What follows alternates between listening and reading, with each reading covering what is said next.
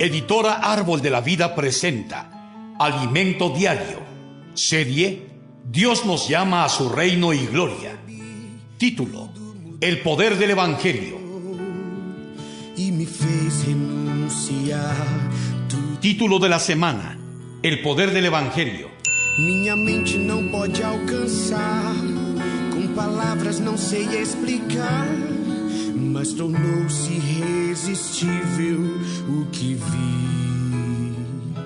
Miércoles: la elección del Padre, el libramiento del Hijo y el dispensar del Espíritu. Leer con oración. Pero nosotros debemos dar siempre gracias a Dios respecto a vosotros, hermanos amados por el Señor, de que Dios os haya escogido desde el principio para salvación, mediante la santificación por el Espíritu y la fe en la verdad.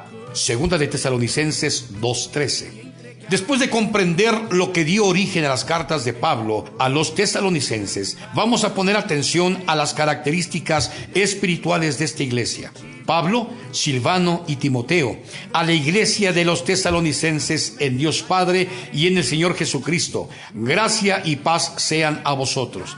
Primera de Tesalonicenses 1:1. Pablo escribió varias de sus epístolas juntamente con sus colaboradores, mostrándonos que su trabajo era de manera conjunta y en armonía con el cuerpo de Cristo. La expresión la iglesia de los tesalonicenses que Pablo usa aquí es muy diferente a la usada en otras epístolas. Esta es una expresión muy cariñosa. Debemos recordar que esa fue su primera epístola escrita y que aquella iglesia era muy nueva. Fue como si él enviara una carta a la iglesia en Sao Paulo y empezara con la expresión a la iglesia de los paulistanos. Al mismo tiempo demuestra que la iglesia está compuesta por seres humanos. Él completa la información a la iglesia de los tesalonicenses en Dios Padre. Esto es maravilloso. No es solo una iglesia compuesta de personas, sino de personas en Dios. Y no solo en Dios, sino en Dios Padre. Hasta antes de la primera venida de Cristo, la relación entre el hombre y Dios era el creador y su criatura. El hombre jamás podría estar en Dios. Por eso Pablo escribió aquí Dios Padre, porque no es solo una relación del creador con su criatura, sino una relación de un padre con su hijo, una relación de vida. Un día Él nos engendró en el Espíritu y se volvió nuestro Padre y nosotros sus hijos.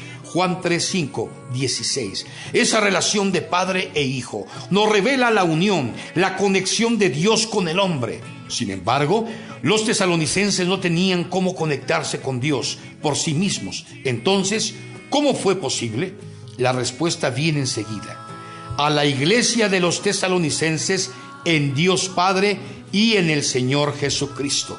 Primera de Tesalonicenses 1:1. La unión, la plena conexión, se hizo posible por medio de Cristo. Él es el conector central del universo. Todas las cosas convergen en Él. En Él todo subsiste. Efesios 1:10, Colosenses 1:17b. Él nos conectó con Dios mediante la redención y puso orden en nuestra vida.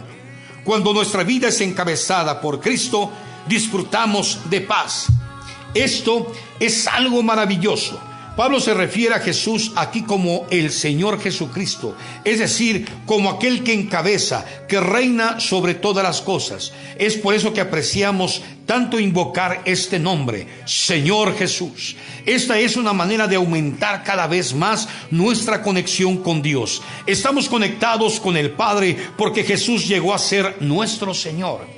En esta primera epístola vemos el trabajo del Dios triuno. En primer lugar, tenemos la elección del Padre que nos escogió. En segundo, disfrutamos la liberación del Hijo. Y en tercer lugar, tenemos el dispensar del Espíritu. Esta epístola fue escrita para los hermanos nuevos, pero está llena de verdades. Querido lector, este es el evangelio que Dios nos confió y este es el legado que Él entregó a la iglesia. Por tanto, no se enorgullece de nuestras verdades. No diga así, nuestras verdades son muy elevadas para las personas. No, necesitamos creer en esas verdades, confiar en lo que Dios nos dio y entregar eso a las personas. Los versículos iniciales de Primera de Tesalonicenses nos revela que la elección es del Padre.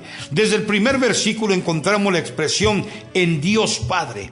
En el tercer versículo, delante del Dios y Padre nuestro. Y en el cuarto versículo, porque conocemos, hermanos amados de Dios, vuestra elección. El Padre fue quien nos escogió. Fuimos escogidos. Pablo estaba diciendo a los tesalonicenses, ustedes fueron escogidos. Conocemos, hermanos amados, la elección de ustedes. Pablo estaba consolando a la iglesia que sufría persecuciones y martirios, mostrándoles que nuestra salvación es eterna. A pesar de que muchos fueron muertos, ellos aún podían creer en la obra del Hijo, pues el Señor Jesús los libraría de la ira venidera. Primera Tesalonicenses 1:10. El apóstol también nos mostró que toda aquella transformación que experimentaron fue una consecuencia del trabajar del Espíritu Santo en sus vidas. Versículos 5-6. Querido lector, ¿tiene duda de que Dios lo escogió? Si está leyendo estas palabras en este momento, créalo, usted fue escogido. Crea que su salvación es eterna y el Espíritu es el poder de Dios en su vida. Aunque esté en medio de luchas y persecuciones, el Espíritu es capaz de hacernos personas felices y alegres. Tan solo créalo.